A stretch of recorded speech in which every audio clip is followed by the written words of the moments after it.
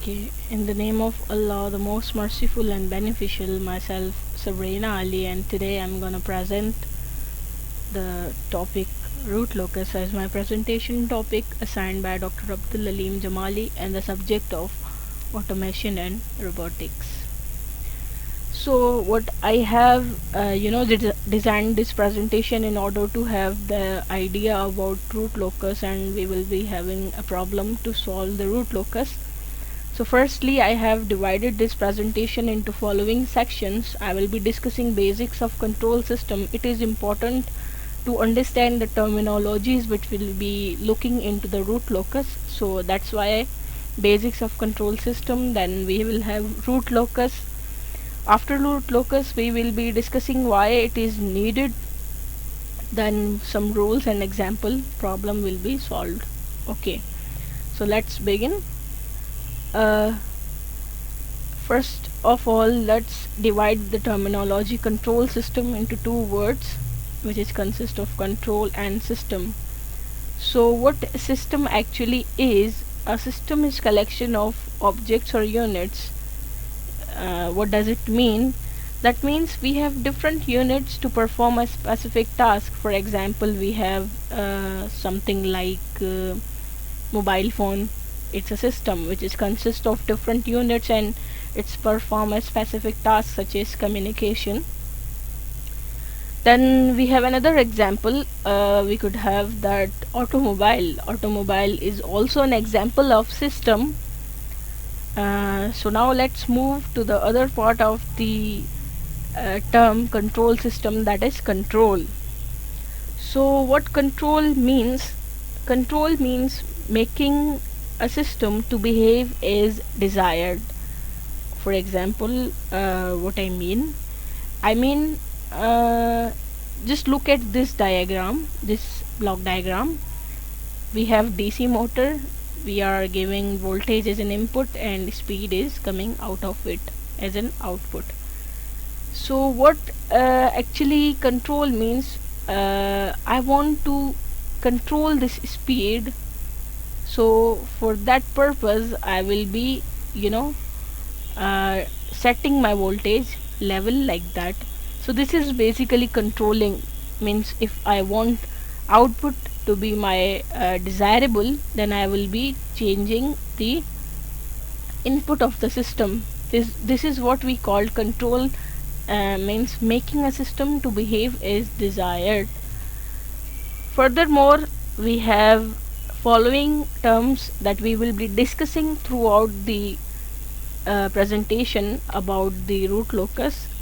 So let's begin. What is open loop control system? Open loop control system, we also call it control system without feedback. In this diagram you can see that this is an example, or this is the block diagram of open loop control system. uh, what it actually means, it means that open loop control system is a system which is some sort of independent of the desired output. Like we are not comparing the here from here, we are not feeding back the signal. That's why we are calling it open loop control system. We just have input response, input, and then controller will be controlling the whole things, and then will be process. There are of course advantages and disadvantages of both of the configuration, but this is not my topic, so I am summing up all the things in hurry.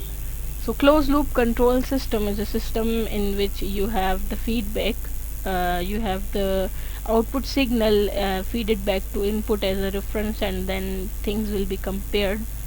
um, Example of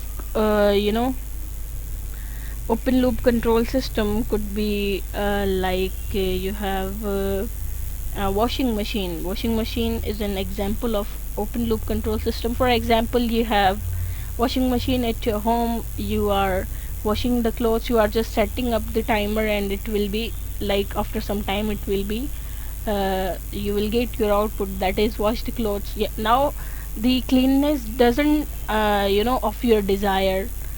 For suppose sometimes you get clean clothes but sometimes you don't. So this is an example of open loop control system. You're not getting the desired output. Okay, so the closed loop control system is in opposite completely, as I told you earlier. An example of closed loop control system could be your air conditioned, which is, you know, some sort of comparing the room temperature, and it is thermostat. So in order to provide comfort, it's work like that. So transfer function is the next term that we will be repeating in the root locus. That's why I have kept it here. So transfer function is something like Laplace transform of the output to the Laplace transform of the input. In general, we say, in the mathematical language, we say. So we will be having characteristic equation. Obviously the equation of denominator will be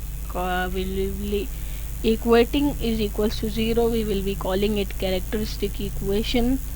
So these are the basic terms that are needed for the root locus discussion. Then we have zeros we call something like the what we can say, we something like roots of the numerator. Zeros are the roots of the numerator, and poles are the roots of the denominator. So these are the basic terms that we have discussed so far. Now the important topic which is I'm going to discuss, which is my topic actually, that is root locus. So before understanding root locus, the concept of stability is very important to understand. For suppose you are a control design engineer, so you will be looking when you will be designing a control system, stability is the main parameter in order to see the performance of the control system. So what system said to be stable if it holds the Bibo criteria? I'm not going into detail, but just to give an idea. So it must hold the Bibo criteria, bounded input to the bounded output. This Bibo criteria must be hold. So that means if we are giving finite input to the system, we will be getting finite output. This is what Bibo criteria is. Number second thing, how the location of poles affects the performance of the control system. Obviously that's a main question. We are related with the stability of system, that we will be more concerned with the poles in this case.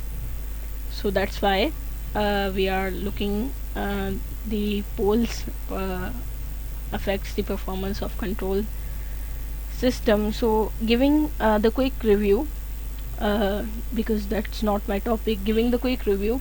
So we say we plot the poles in some sort of S-plane, and this is what S-plane is, where we have this is real axis and this is imaginary axis, and we plot poles like this. So we say that if the poles are on the left hand side of the S-plane, then we say the system is stable. Physical meaning of it, when you will see this in time domain, so it will be like exponentially decaying. That's why we say system is stable. And if poles exist at the right hand side something somewhere like this, then its physical behavior in the time domain axis will be like this. It will be exponentially increasing and further moving. If we have system poles at this is I'm talking about the real axis poles, the poles which are at real line. We have also categories as imaginary poles. Alright, that's not my discussion. So if we say that poles exist at the origin, then the system behavior and Okay, so moving further, we stop from here. So that's uh, not my topic actually, but if we have system like poles on this side, then its physical behavior and time domain, where this is the output response of the system, would be like this. Alright, so how closed loop poles vary, and how it gain varies. So it's important to know the closed loop poles move in the S plane as the loop gain is varied. This is like vice versa. If you change the location of the poles, the gain is varied. If you vary the gain, the location of the pole is varied. So this is how it's done. An example to understand this thing is, for suppose we have different values of k here in this equation. If we will be putting different values, we will be seeing that we are getting poles and poles on the some sort of other locations. So this is how location of poles in S plane varies with respect to the values of gain. Now let's move to the actual definition of root locus. The root locus of the root is the characteristic equation when gain is varied from 0 to infinity is called root locus. So what root locus actually is? Root locus is the locus of the roots. Roots means poles, because we are concerned with the characteristic equation, and the roots of the characteristic equation are called poles. So locus is something, if you have a set of points that are holding some sort of rules or some sort of criteria they are fulfilling, then we call it as a locus. So in this example, we can see that in the previous example we saw the different location of the poles. In this picture, you can see that it is some sort of S plane. The poles in zeros are uh, pointed somewhere like here and here, and it's changing. The gain is changing accordingly with the position of the poles, or when you are changing the gain, the position of the poles is varied. For suppose at the gain 5, at the gain 0, you have poles something here and here, and you are continuously increasing. At 5 you have -9 and -1, and etc etc. So root locus is the graphical method in which roots of the characteristic equation are plotted to form the different values of parameters. Obviously this is an important thing, and why root locus is needed is more important. Means why we are discussing all these things, all these graphics. So it's because finding the roots of the characteristic equation of degree higher than 3 is laborious. Obviously when you will be finding the higher order equations, then you will be solving the higher order equation, so it's a quite difficult task. With the help of root locus, you just finding the roots of the characteristic uh, however, just finding the roots of the characteristic equation may be of limited values, because as the gain of the open loop transfer function varies, the characteristic equation changes and the computation must be repeated.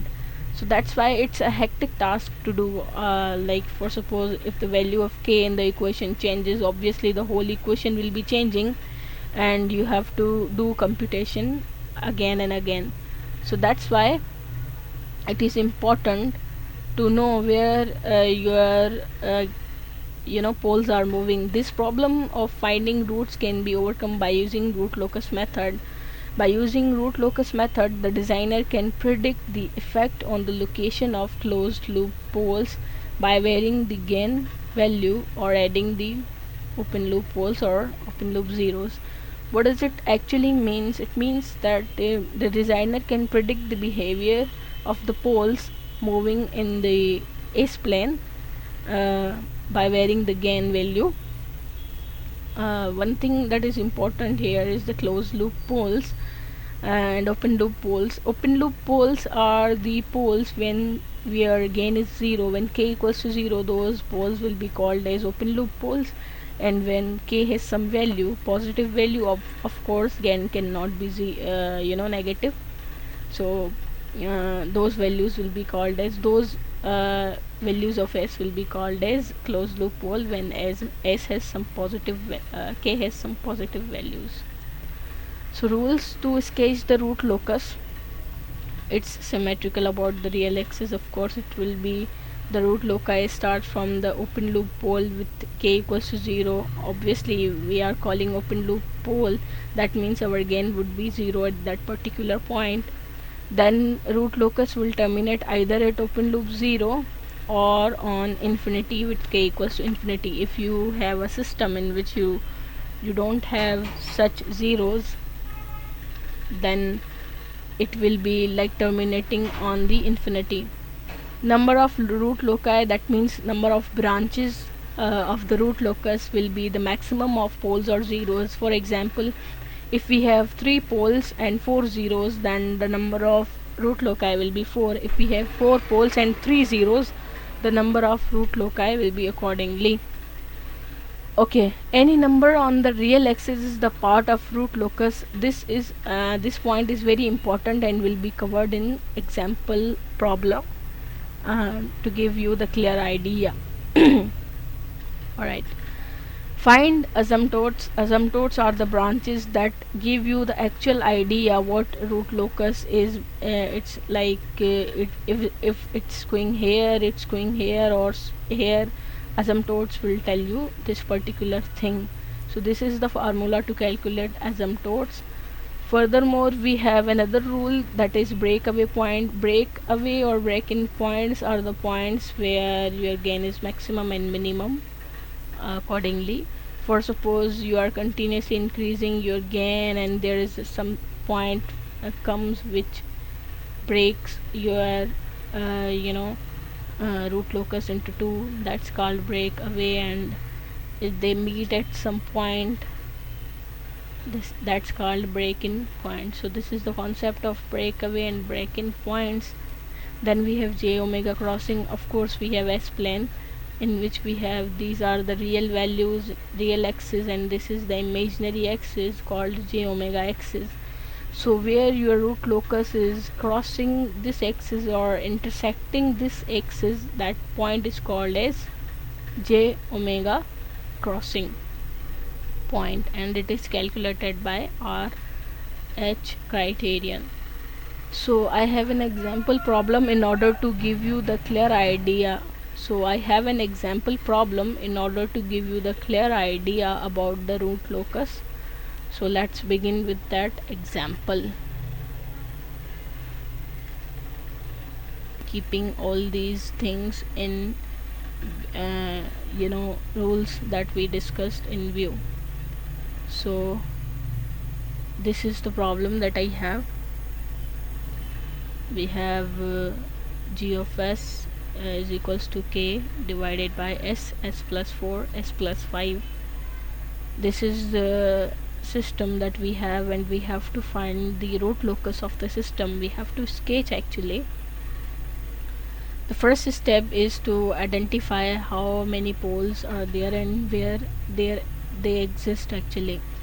So we have 3 poles from this equation. I told you the roots of the denominator are called as poles, and these are 3 poles that we have.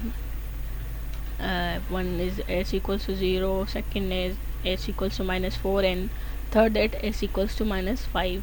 And since we have nothing in denominator, no s term in denominator, so we have no 0 there. Now step 2 was to find the loci, how many branches can be there. So that was the maximum of poles and zeros.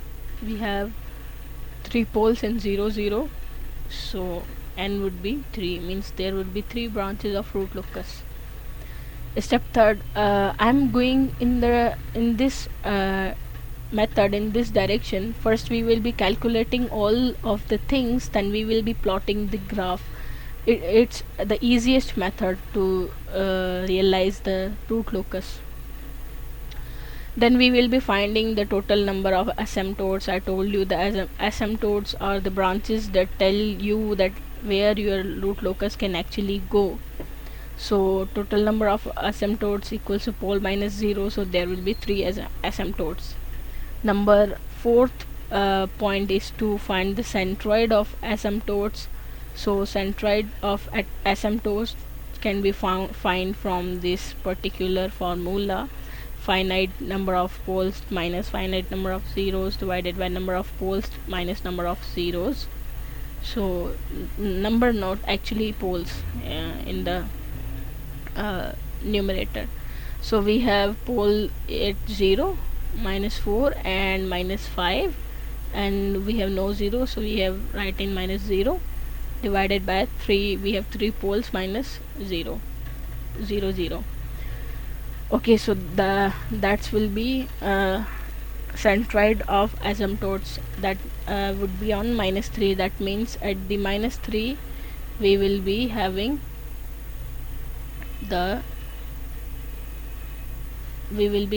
the some sort of root locus. Alright, so moving further, the fifth step is to find the angle of asymptotes. I already have given the formulas of all these things I have mentioned. So angle of asymptotes can be found by the formula, this particular formula, and it can be we knew that there are the 3 asymptotes. Since there are 3 asymptotes, then we will be finding the 3 angles, and the gain could be k equals to 0, 1 and 2.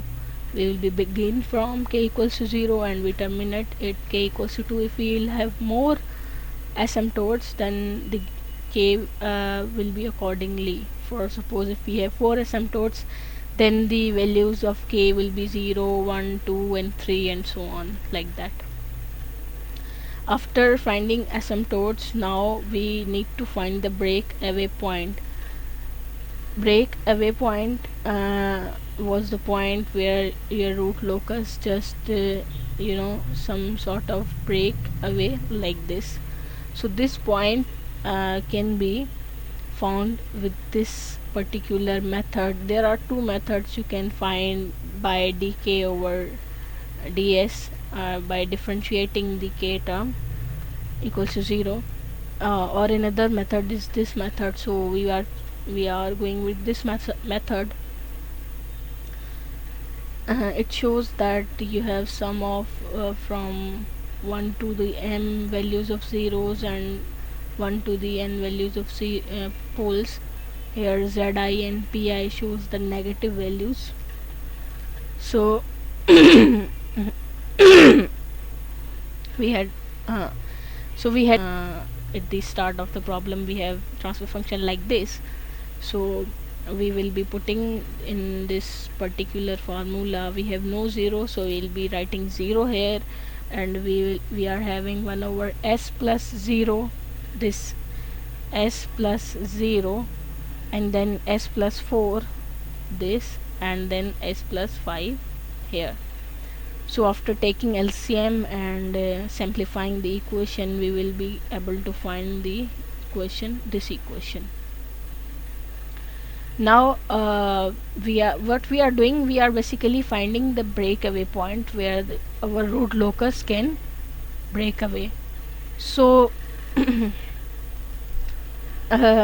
in order to find that point, we need to find the value of s at which point actually we are in s plane. So after finding this equation, we are supposed to find the values of f by applying quadratic formula. If factorization is working, then we can use, but here factorization doesn't work, so we are applying quadratic formula.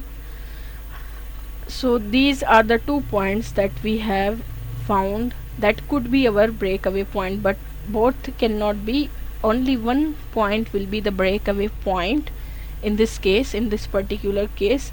So which will be that breakaway point, we will be discussing in the drawing of the transfer function, root locus. Step 7 is for the j omega, and that was to calculate by Routh-Horvitz method.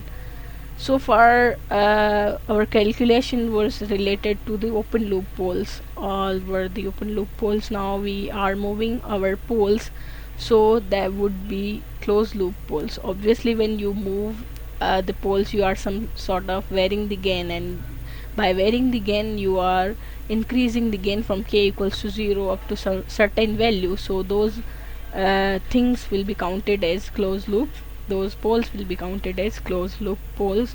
In order to obtain the characteristic equation for Routh-Horvitz method, we are changing the closed loop transfer function, we are changing the open loop transfer function given to us to the closed loop transfer function by using this equation, this particular method.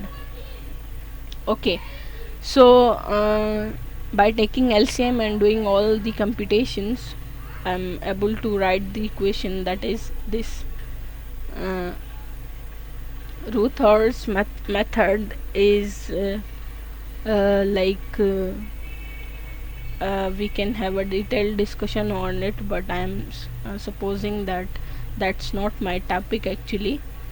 But to have a quick review, I have solved this example. Like we have to find you just write the coefficient, you just write the s power here in the table, and then s power here in the table, then you will write the coefficient of s cube, that is 1. Then after leave this and write the coefficient of this, and similarly this coefficient here and this coefficient here.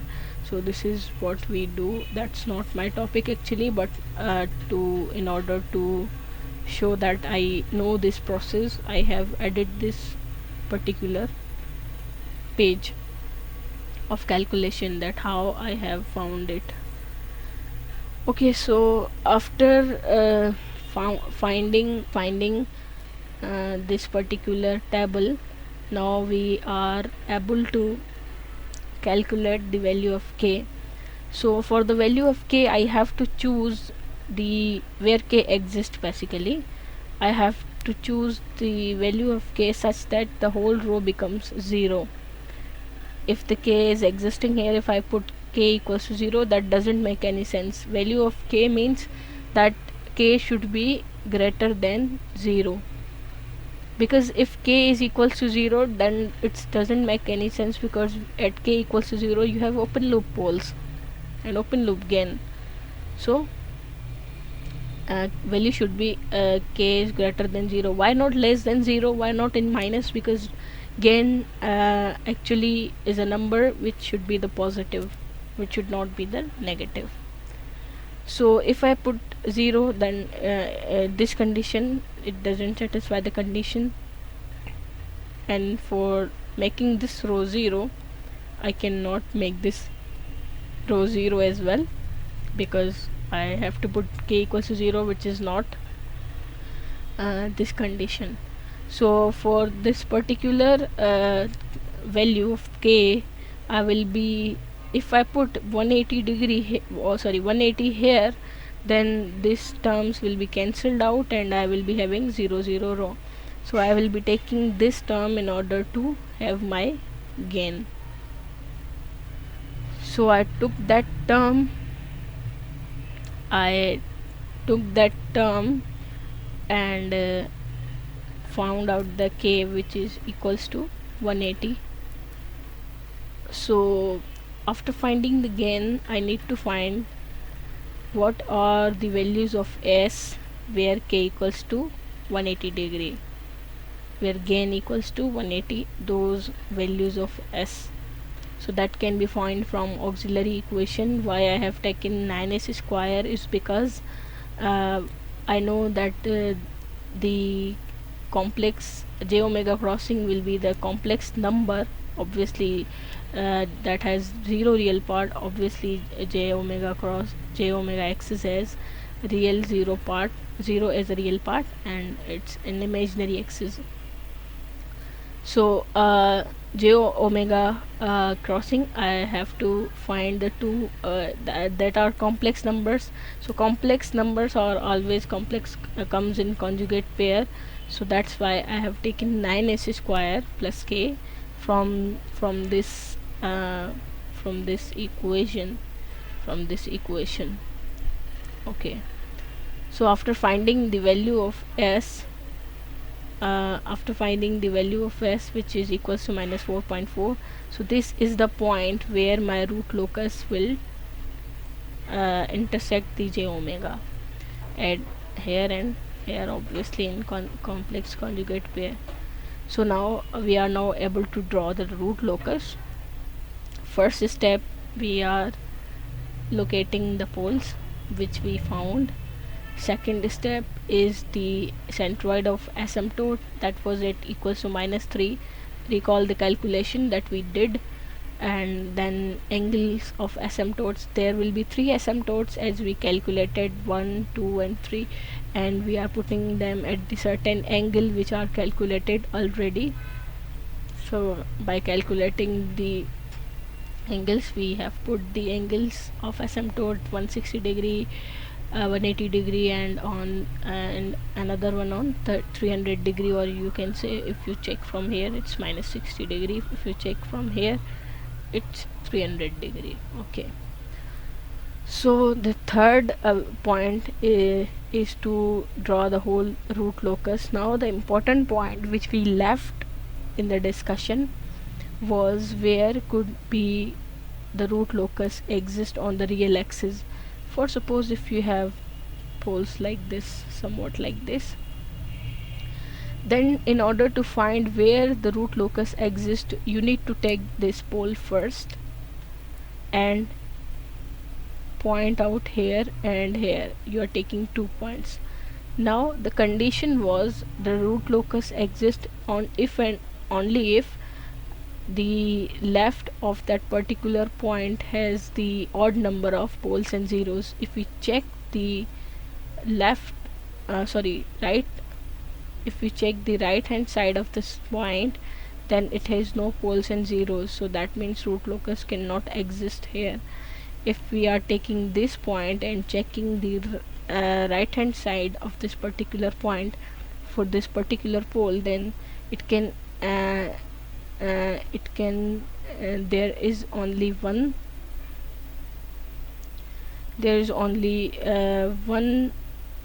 some sort of pole, but remember one thing, the poles root locus can never go like this. It's always coming out of the pole and terminates at 0, so in the case, so this is how root locus work actually in the real axis. You have to choose the 2 points and you have to see if the right hand side of that particular point for a particular pole have odd number of ones and zeros, and if its condition is hold, then you can draw root locus at that particular point but coming out of that particular pole. So then we actually two draw breakaway points. So one was some like here and other is here. We are taking this as a breakaway point because root locus doesn't exist in this particular lines as per the rule number 2, which was it only exists at the point where right hand side has the odd number of poles and zeros. So after seeing this, we have plotted the root locus. This is how root locus is working. I hope I have tried to present the things in well mannered. Are the reference that I have used to prepare this presentation. I took class lecture notes and books by Hassan Saeed. Thank you very much for giving me this opportunity, sir, and thank you for listening me. Thank you.